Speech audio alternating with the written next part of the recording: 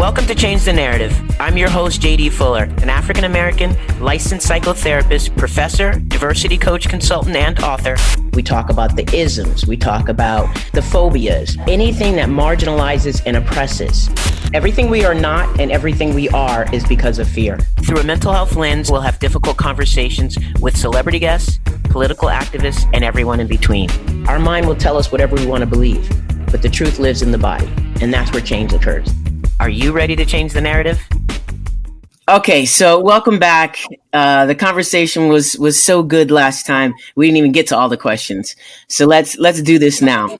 All right, one more quote. Let's start with one more quote from you. And I'm not gonna say it exactly how you said it, but I'm just gonna summarize it. And basically, you said a sense of urgency is the tenet of white supremacy.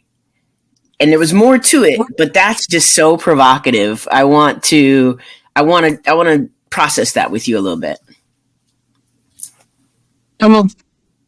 If someone in context is the from which I can talk about that, I think the last time I shared that, after I shared that on the internet sometime this week, it was related to the lack of common sense gun legislation in this country, and how oftentimes then not we see folks who are racialized as white in particular, although lots of people walk around with that tenet.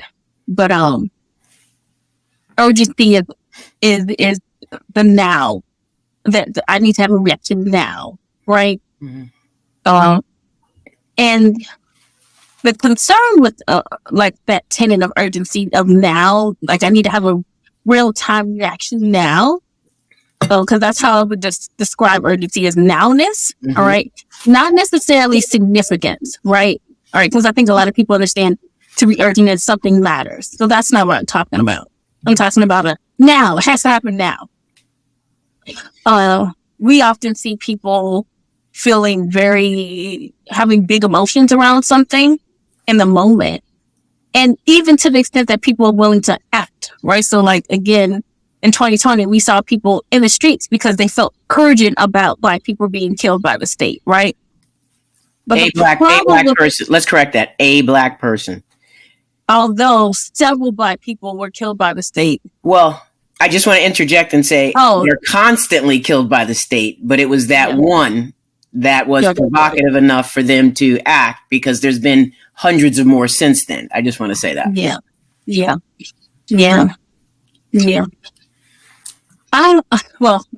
That's neither here nor there. So you're right. You're completely right.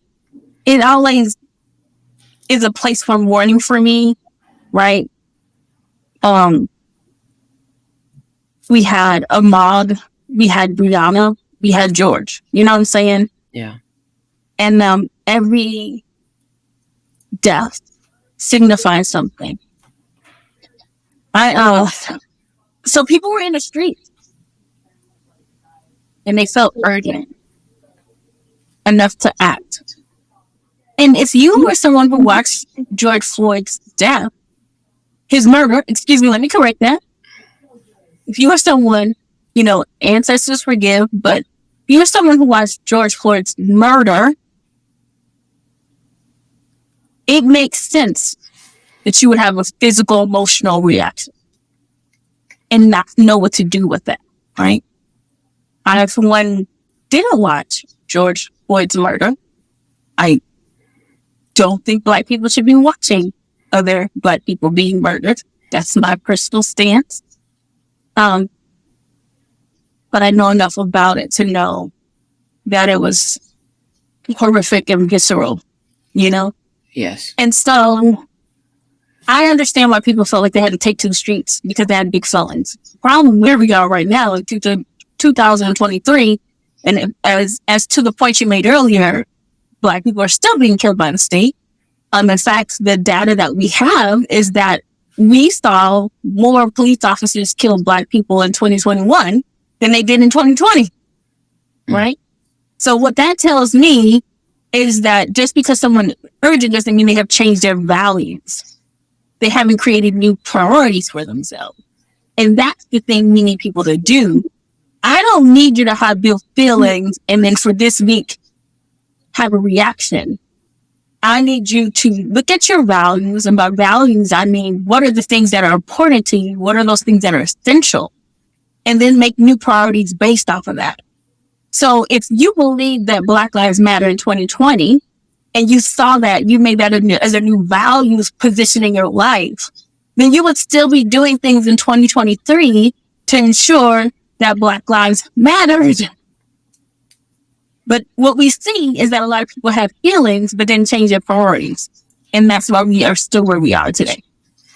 I love that. And what, if I think about it in clinical terms, or what I've made up in my head as a clinical term, is that you're talking about the difference between a reaction and a response, right? Oh, yeah, that's glaring. A sense of urgency is a reaction. I must do something now. It's based in guilt. I got to get rid of this feeling. I don't like it. It's got to go. Yeah. Fragility is going to come up, and then I'm going to be a mess and not know what to do with myself. Or I don't want to be associated with this too, right? Yes, I do not want to be associated with that. I've got to distance myself, or they're going to call me the R word, and by that I mean racism and erasure. Right? A response is to dig in to the experience and feel what you're feeling and integrate it into your life, so that it's not a work. It's not anti-racism work. It's an anti-racism ethic. It's an ethical response to an unethical situation. And I had a professional from my class last night ask, how do I keep going and doing what I'm doing? Like, is it public? Is it private? Is it my private practice? And I said, it's everywhere and it's all the time, just like your ethical responsibility. When you leave your space of work, your ethics don't end. They continue. And so that's what I feel like you're describing. And that's why that hit me hard, because, it's ongoing and everlasting, and it's this and that. It's not this or that.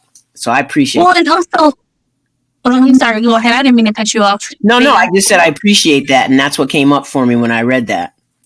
I would love to extend another metaphor here that could help people, I think.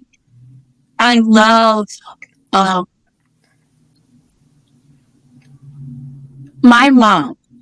I have a mother that came across wrong. Now, like, there's the alien. Dang it. I've been passing all those, this whole time. Okay. I have a mother.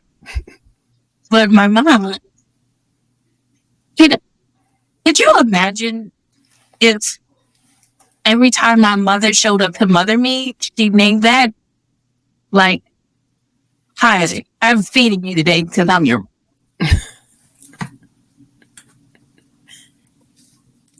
Hey, I called to check in because I'm your mom.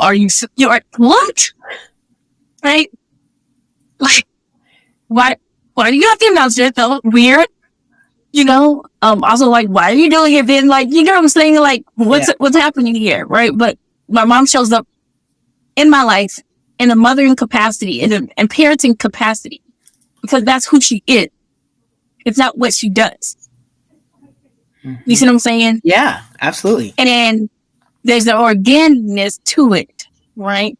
Not because I got a Black mama. There are times she reminds me she's my mama, but that's different, right? Like, that's different. Every now and again, like, now, who the mama in this, right? But I'm just saying, like, I think modern day conceptions of allyship, co-conspire, whatever shit white people are calling themselves these days. Oh, I can't take it. There is no such thing as allies. Stop it. Yes, no, please stop. Please. Like, ugh.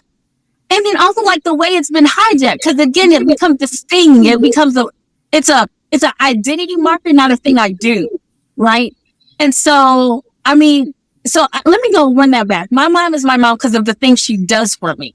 She's not using that identity marker, I'm your mother, right? But it's because of the organic love and intimacy, right? Like, that flows from the relationship. And so I think people are missing the mark in a sense that, like, to your point, having an anti-racism ethic means it's what I do. It's not who I am. I'm not going around announcing that. Mm-hmm. I'm not going around leading with that. It just becomes a thing as seamless as my mom cooking dinner and giving me food on a plate. Yeah. She didn't have to think about that. right? She didn't have to say, hey, does Kina deserve some of this fried chicken? You know what I'm saying? Like, Yes. It's just a seamless thing that is born out of intimacy, out of knowing, out of time, out of having me close to her heart. Mm-hmm. And I think that's what people are missing when they did the, white people in particular love a checklist. So they got the checklist about diversifying their social media feed. And so then they were just like, okay, I'm doing the 5 things, right? And while that kind of guidance is helpful, and I want to go back to the whole mothery imagery here, yes, when someone first has a kid, they are looking at checklists, right? Like, how do you speak, baby? I don't know, like, but after a while, because they paid attention, because they're listening, because they cue in to the thing they created, the human being. Yes. It becomes organic. And so that's the thing about having this anti-racist ethic, is that eventually it becomes a rhythm of your life. I love it. I love it. All right. Now congratulations on the anniversary of your business. I really would love you to. I'm out to. Yeah. Talk about J. Reed Consulting and explain what you offer your clients, please. It is not sexy. and what's the It's not sexy work I do. Because first of all, I think people are out here, not me, because I'm doing it. I ain't doing it the sexy way. DEI has become sexy work. I don't know how. Don't get me nothing started. Sexy. Yeah. So, I'm not doing it like that. I'm not doing it where I'm centering the feelings of the most important people in the room. You know what I'm saying? But also not like how I tend to be an entrepreneur is not sexy. And I always like to lead with that, because I think, especially in the United States, we have these conversations about like small business and entrepreneurship. And it's like, yes, it's like the Joe Biden brand of Americana. Like I woke up and I decided I was going to be an entrepreneur and I was going to make the money and add to the coffers and all that. BS. That is not my story. I literally created my own business. And I'm saying this with my whole chest, because I was tired of being racially hazed at work. Period. End of story. And I think more people need to start being honest about that.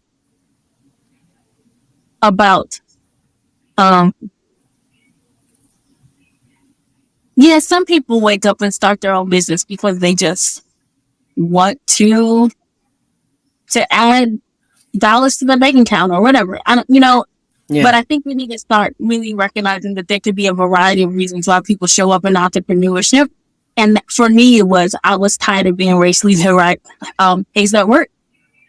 And so, simply put, I had been doing DEI work in higher ed. The universities I worked at, often it was called service, right? But because I was often the first Black faculty member or the only Black faculty member, or, whatever that may be, I often had to create policies, intervention strategies to keep myself safe. And so when I decided to leave higher education, I was like, okay, what skills do I have and where can it lend itself to? And I just decided to start getting paid for DEI work. And so I think that's important, because I am the embodiment of knowing what it feels like to not have well-being in the workspace, of not being safe in the workplace, as opposed to people who might be showing up in DEI work who have no idea. But lived experience matters. And so how are you going to get someone to teach you how to prioritize well-being for your minority laborers when they themselves don't know what it feels like to not have that sort of well-being? And so I am someone who deeply knows what it feels like to have to reckon with how these things show up in the workplace. Yeah. No, I appreciate that. And unsafe in white spaces is how we live. It's way too familiar for all of us who allow ourselves to acknowledge it, because sometimes it's too much to acknowledge. Oh, the brain. You know how the brain has one job. I say outside to keep you alive. Yeah. Like, and that's why we gaslight ourselves. Yes. And say, "Oh, I didn't. That's not that. They're not treating me differently." Right. Got to survive.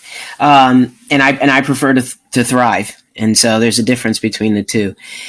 You said that you didn't say this. Well, you do say it, but you also have a phrase that you work with, and it's called and I'm not sure where it came from, but I want to use it. It's divesting and whiteness. And my question is divesting from whiteness. From whiteness. Okay. Divesting from whiteness. We haven't done this in it. Like yeah. Exactly. Yeah. You're right. That's good. Okay. So divesting from whiteness. But my question is that truly possible, or can it coexist with unearned privilege? For who? For us? No, not from us. For the white body. And I think that because part of the reason why the platform is divesting from whiteness is that's a choice that I've had to make and have to constantly make. That makes sense now. I got it. Mm-hmm. Okay, all clear. All right. Crystal clear now. Yes. The other one that really hit me was I heard you talk about what it means to be a Black and brown body and what risk taking looks like. And so what came up for me is what is risk taking versus being unsafe in a body that is marginalized and targeted daily? Okay, ask me the question again. Okay. What is the difference between, or how do you see risk taking versus being unsafe in a body that is marginalized and targeted daily? So, in other words, we take risks every day, just trying to get through to the other side, mm-hmm. and we are unsafe doing it. But often, mm-hmm. the language of white supremacy is you have to take risks to get ahead, take risks to be successful. And so I think it's important for us to begin to understand that message isn't necessarily for us. Most messages aren't. Right. But it's globalized like it is for us.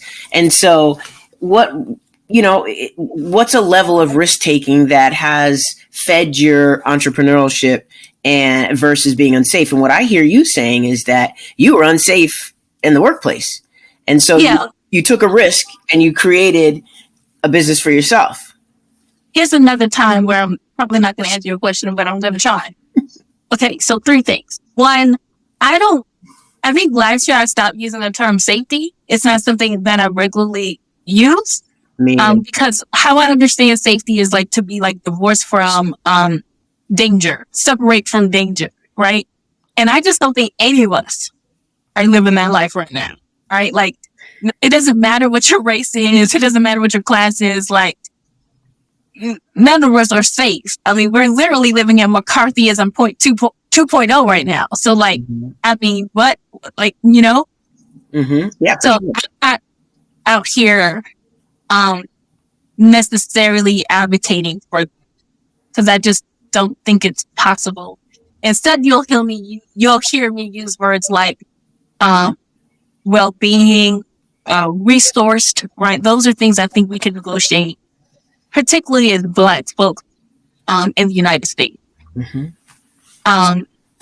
Second thing, and the first leads to the second. Yeah. One of the last physical conferences I went to in 2019 before COVID-19, I went to a conference. There was a Black woman panel. I can't tell you what the panel was about, but I can tell you about one moment. Then on a panelist opened the floor for questions. I asked one of the panelists, where is the safest? And this is partially why I stopped using that term. I said, where's the safest place for a Black woman in the United States? And I kid you, You know, like in the movies where the two main characters fall in love and it's like, it can't be anybody else. It's just only, you know, like everybody else fades away, everything else fades away. And that's exactly how that moment was. Cause it's like all of a sudden nobody else was in that panel conference, you know, like in that room. Yeah. It was just she and I.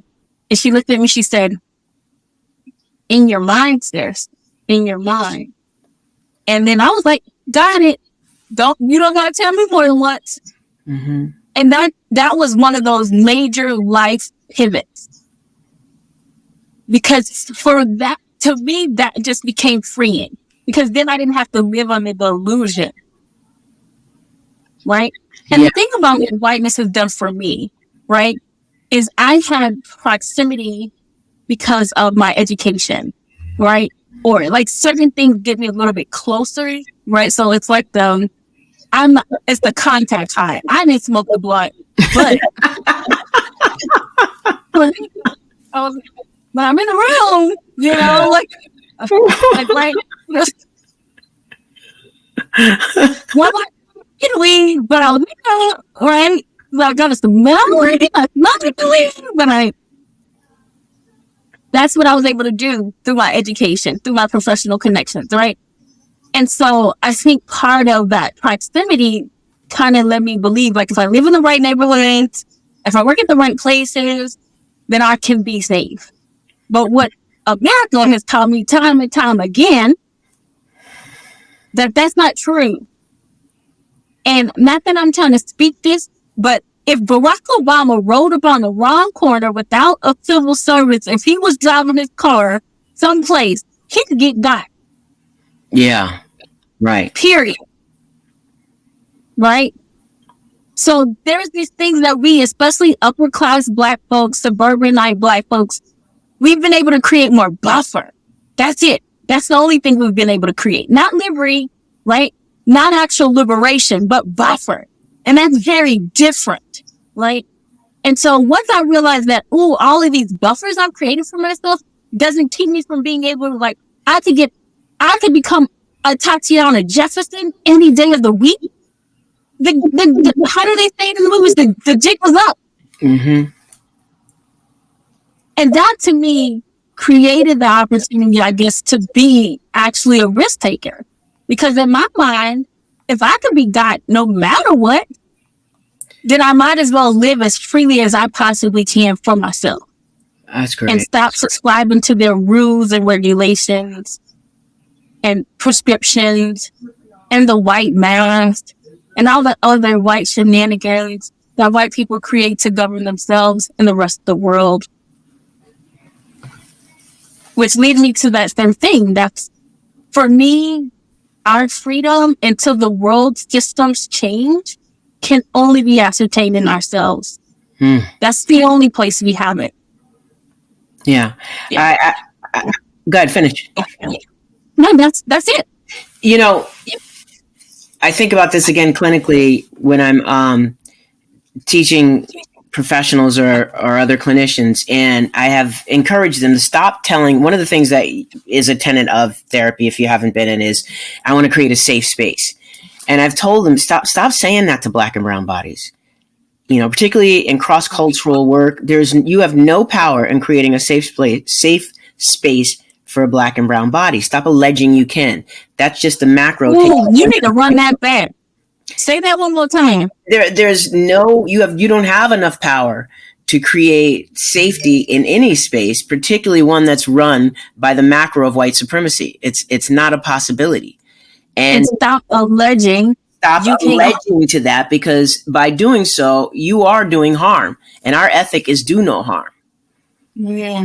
Because we don't need a Black and brown body thinking they leave therapy and they're safe. That's not the integration we're looking for. It's irresponsible. It's unethical. Got to take more time to realize where your power ends and begins, even if it's accompanied by privilege. That's good. That's good. I tell people I can't outrun anti-Blackness. You know what I'm saying? They're right, like I can't, right? And you know, I want to be really mindful. There are so many types of violence that exist right now. I mean, we're seeing trans hate. It just so much stuff. You know what I'm saying? And I'm thankful that states like New Jersey, different places have become states where they're like trans sanctuaries. You know what I'm saying? Mm-hmm. And even then, people will still experience bias, discrimination, all that stuff. But there is no Black sanctuary. Not in this country. No, there is not. There's not one place in these 50 states, nor in what do you call those other, the sovereign territories. Mm-hmm. But definitely in these 50 states, where I could be like, oh, I can be safe and Black here. Right. That doesn't exist. Absolutely. I want to get to you giving all of your social media handles, but I just wanted to ask you one more question, which is, let me just preface it by saying I had an experience this week, and it just made me feel, unsafe, right? And it made me think, whether white bodies can ever truly invest in equitable practices, no matter how many of us are dying to live right in front of them. Like, I think it's possible. Okay. I mean, is that the question? Yes, absolutely. I want to know what you think, your response to that. I think it's possible, but not the way current anti-racism. Okay, before I answer this question, I think it's important that people learn how to listen to a variety of people from under-resourced, right? So Kina's just one Black person sharing their experiences, my understandings, my interpretation, okay? I cannot speak for the whole. We are not a monolith, right? Even the way I pursue justice and equity is going to be different than other folks, right? So that's why it's important for folks to listen to a multitude. Don't just have the one Black person you're listening to. You know what I'm saying? I try to learn from multiple queer people. I try to learn from, you know what I'm saying? Like, don't just be like, I'm picking a person from a marginalized population and I'm getting all my information to download from there. That's not how that works. So I just want to name that my opinions may be a little bit unorthodox, especially as it relates to this stuff. All right. So if the question is, can we imagine a world where people who are racialized as white will be able to fully embody equitable practices? Is that the question that I'm hearing? That is the question. Yes, but not in this current trajectory. Okay, that's fair. I need you to list everything and everywhere where everybody can find you. Wait, but not in this current trajectory because... Okay. Because I don't want anybody to just be like, what give up? I've been trying to get more comfort around saying this. And I feel like this is a loaded thing to say. But I'm not sure how we end racism when people still believe in the construct of race. Okay. I don't know how we end racism when people still believe in whiteness. The propaganda campaign that is whiteness. And it just feels like, you know how people say, what came first, the chicken or the egg, right? You know, say like, why are you, if you were sick, why did you put like, it's like, you like putting your bra on the top of your shirt. Like, you know what I'm saying? Like, wait, like, what do you mean? Like, like, maybe flip it and reverse it. Right? And I say this because racism is not racism didn't put our ancestors on a slave boat. And you are a wise person. So I know that's going to track with you.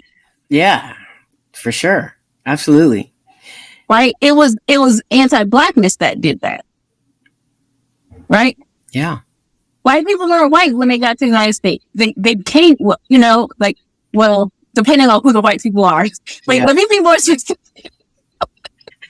Now, the founders were white when they got here.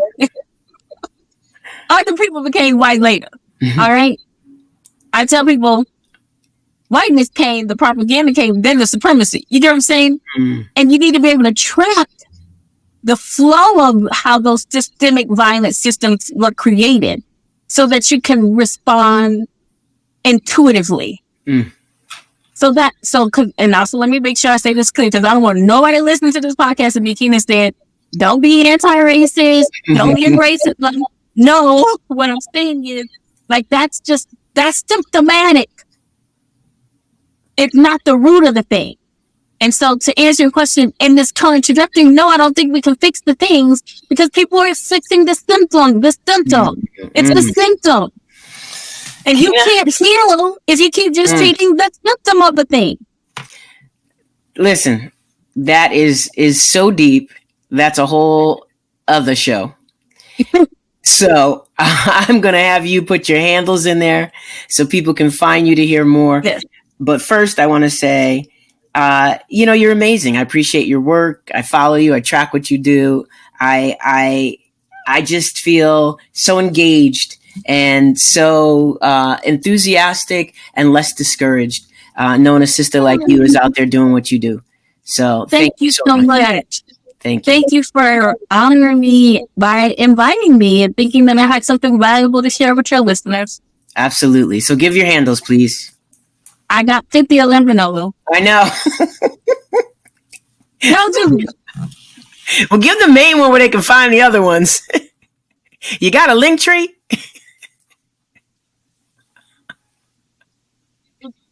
Yeah, out there. I haven't been it twice. Out there. So you can find me on Instagram at Divesting for Whiteness and also the AntiBlackness Reader Project.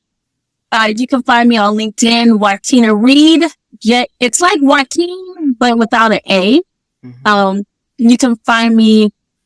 Those are the major places people can find me on social media. I do the TikTok sometimes. All right. It's sporadic because that's young people cool stuff. Same thing with Elon Musk Internet. You know what? Sometimes I tweet. I can listen. I don't want to fool with that man. I don't want to. Me either. I don't want to fool with that man. I don't know what they be doing over there. So, and then in terms, I have 2 websites. So if you want to do business with me, J Reed Consulting LLC. And if you want to book me for speaking, right now I am currently booking for Juneteenth speaking engagements. And so you can find me at joquinareed.com. JOQUINAREED. Sis, thank you for this time together, sharing this space, your knowledge. I appreciate you really very much. So I'm glad you're in the world doing what you do. Thank you. Yeah, and if I said anything that pissed people off, come find Kina. Don't find JD. Hey, we sisters. They can find both of us. I don't want to. I got you. Don't worry about it. I got you. All right. Thank you. Thank you. Take care. Be well. I'll be in touch. Bye.